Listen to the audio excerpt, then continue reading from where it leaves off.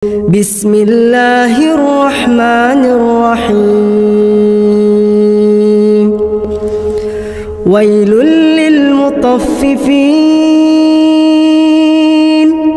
الذين إذا اكتالوا على الناس يستوفون وإذا كالوهم أو وزنوهم يخسرون. ألا يظن أولئك أنهم مبعوثون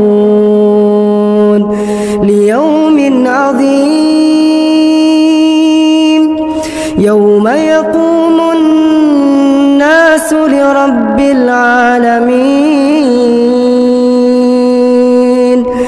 كلا إن كتاب الفجار لفي سجين وما أدراك ما سجين كتاب مرقوم. ويل